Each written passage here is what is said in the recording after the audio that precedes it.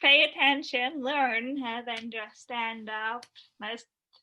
As that's what we do, and that's how we look out for each other and create the society we want. And that's like, if we're someone, the more we do that and stand together, then the stronger and better and more ethical everything is. Thank you. Amazingly said, as always. Let's see. So my next question, this is something I've asked a lot, wondered about a lot. Why in the world do we put so much focus on remembering something that happened 3,000 years ago? Like, it's been forever. Nobody remembers it personally. So why is this so important? And what do we learn from this about the value of collective memory and how to preserve it? Wow, that's a great question. Yeah. It makes me think about the Four Sons and the questions that, or the way, so, oh gosh, now I feel like I need to pull up the specific things that the Four Sons represent. There's the wise son, who asks, what does this holiday mean to you? And he's kind of asking the question, or sorry, what does this holiday mean to us? Sorry, hold on. I want to be edited out for this. I'll try. It's fine. Hold on one second. Four Sons of Seder. I just want to make sure I get it correct. Perfect. That's exactly what we're going for here. Want to have everything all nice and accurate. All right. So we have the wise son, we have the rebellious son, we have the simple son, and we have the son who doesn't know how to ask. And when you're talking about sharing this story and why do we still share this story, I think one of the fascinating things about Jews is how many attempted genocides we have survived, how far in the diaspora we have spread, from ever since the expulsion after the first temple was destroyed, and how it's really in the telling and retelling and retelling and retelling of the stories that you find how Jews have continued to exist. Because there's just such a long tradition of saying it's part of your duty as a Jewish person to pass this on to the next generation. And we literally read from the Haggadah, we read this story every single year, and we do the Seder every single year, and we tell the exact same story every single year. And yet I think there's always new things to learn from it. And as we said, like, there's so much in this story that is universal and is so relevant to our lives even now. When I was younger, I used to be part of Aid Seders. I don't know if you've ever heard of that. Basically, there was a tradition started, I think, in the 90s, where they would have these interfaith services that were a Seder, and it was still based around Exodus, but applying that to the modern day plague of AIDS. And the whole Seder was catered to understanding the Passover story in response to this modern day plague that had taken so many from us. And I think that just shows part of the reason I think this particular story has continued to be told is it is universal. We talked about how slaves in America used the story to see their own freedom in the biblical text that they read. It's continued because it's a good story. It's continued because Jews have passed it on. But anyhow, so back to the Four Sons. There's basically, it really comes down to what the wicked son says, which is, what does this holiday mean to you? Which is what I should have said. So he says to you, and the teachings that we have about that is that he is distancing himself from the story. He believes that because it's been 3,000 years, he doesn't really need to know this story. It's not important. It's about older people's story. And the response to him is supposed to be basically, if you were among the slaves of Egypt, you would not have been freed for this kind of wicked response, for distancing yourself from all of these people who were collectively trying to find their freedom. So I think it's a reminder in every generation to be humble, to remember that, like, in terms of a Jewish response, that we were slaves, that we have come to freedom, and that can't be taken for granted. So that was a very long-winded and kind of roundabout answer, but I'm going to go with that as my final thing. So both the concept of it's a universal great story, got the little guys beating the big guys, got freedom over slavery, you get, God can help even the people you would least expect. He can help them be the leaders that they need to be.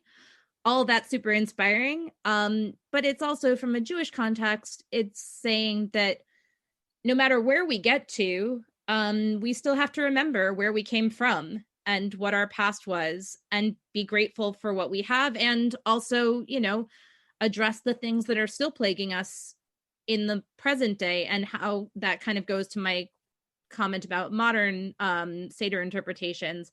But how can we use the lessons of the past to help improve our future?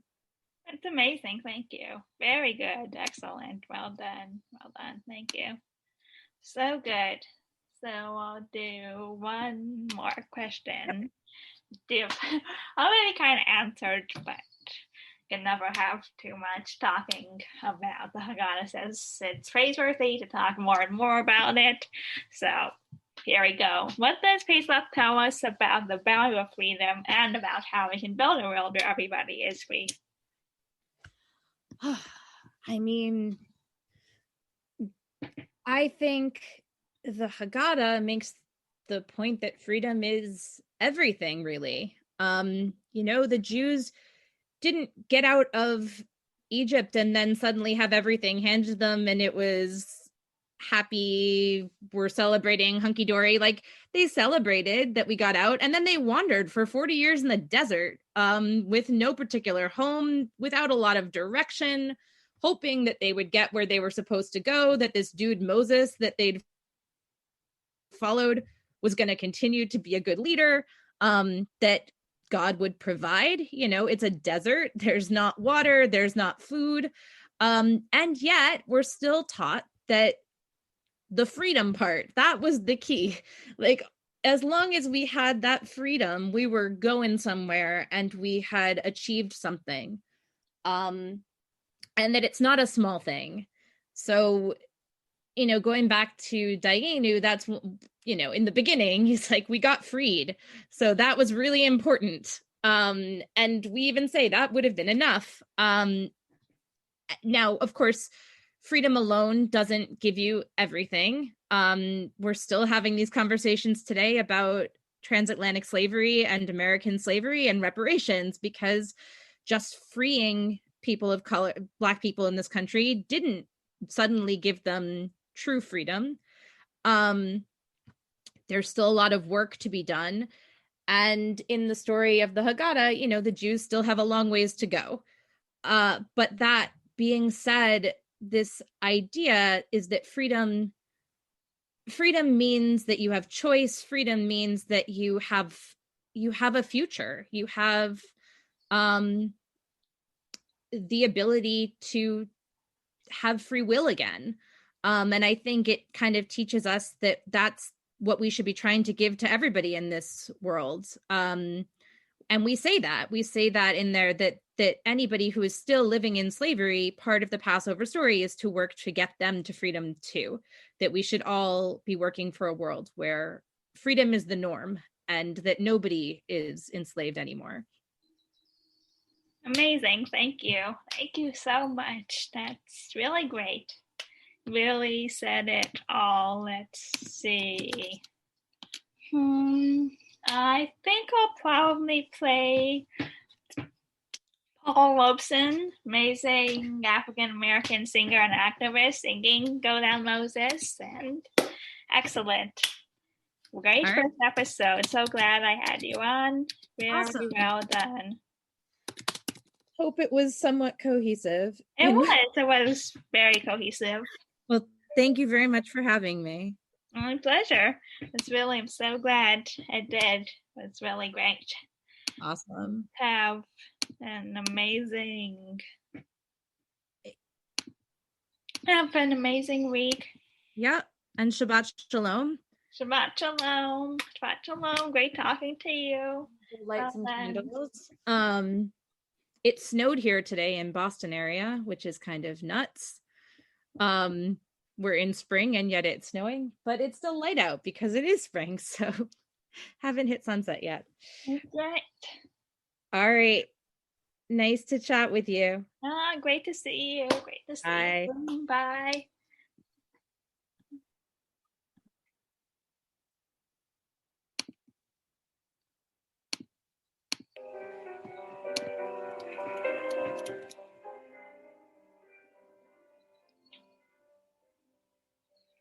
When Israel was in Egypt's land, did my people go? Oppressed so hard they could not stand, let my people go. Go down, Moses, way down in Egypt's land. Tell all fair let my people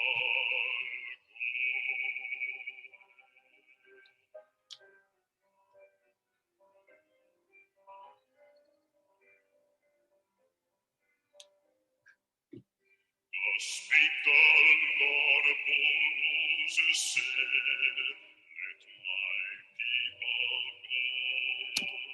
If not, I'll smite your firstborn dead. Let my people go.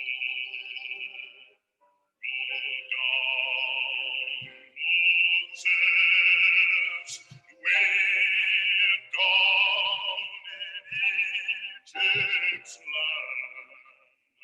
Tell